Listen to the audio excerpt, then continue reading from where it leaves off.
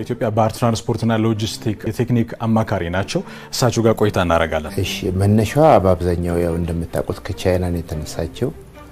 መርከቧን ከቻይና ከአንድ አማካሪ ድርጅት ጋር ሆነን ነው አፈላልገን ያገኘናትና የቴክኒክ ተቋሟን ይህን ስራ የሚሰሩ ሰርቬሮች አሉ። እነሱን በማማከር እኛም ከዚህ ቁጥር እያደረግን የመርከቧን ደህንነት ያለችበት ሁኔታ የሰራቸውን ጊዜ ምን ያህል እንዳገለገለችና አሁን ደግሞ በነበረችበት ሁኔታ ምን አለ ብለን መርከቧን ከፈተሽን በኋላ እዚህ ስምምነት ተደረገ።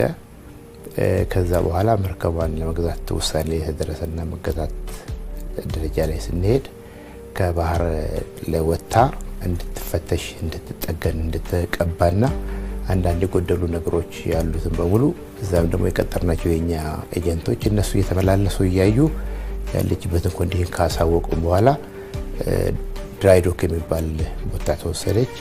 እዛ ጸዳች፣ ቀለም ተቀባችና አሶሳ የምትባል መርከብ አለችንኛ ጣናነሽና ደግሞ ትንሽ ለሬስኪው ብለ ያዘናት ትንሽ መርከብ ጀልባለች። እሷን አድርገን ወደዚህ ያመጣናቸው።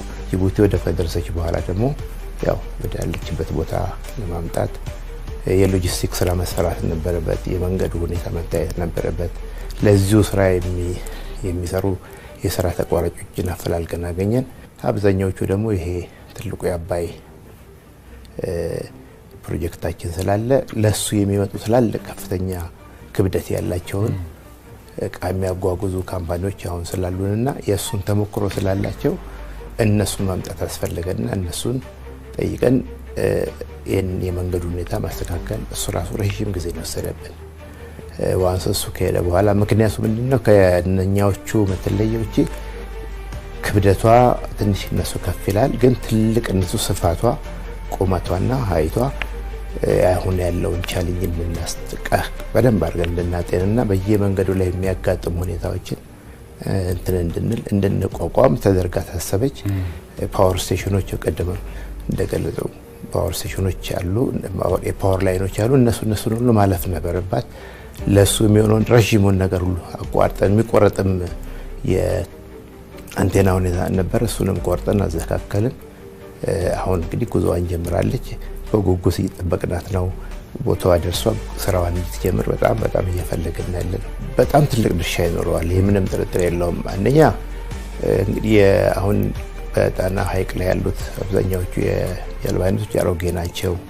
እነሱን የመቀየርና አዳዲስ ቴክኖሎጂ የማምጣት ከአዳዲስ ቴክኖሎጂ ጋር የመዋሃድ አሁን ዘመናዊ የሆኑ የናቪጌሽን እቃዎች አሉ እዛ መርከብ ላይና እሱ ራሱ ለሰራተኞቻችን ትልቅ የሆነ የእውቀት ግብአት ይዞ ይመጣል።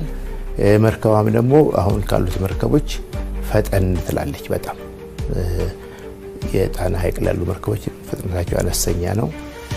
እቺ ደግሞ ትንሿ ደግሞ ጀልባ ብለን ያመጣናት ደግሞ ወደፊት ሐይቁን በተወሰነ ጊዜ ቼክ እያደረግን መንገዶቹ የምናስተካክልበት ከማሪታይም ትራንስፖርት ባለስልጣን ጋር ደግሞ አድርገን የተለያዩ ሰዎችን በየጊዜው ያሰለጠንን ለዚሁ ተግባር የሚሆኑ ባለሙያዎችን የምናፈራበት እንደዚህ ሁሉ ስለሚያገለግለን የዚች ጀልባ መምጣት ትልቅ አስተዋጽኦ ያመጣል።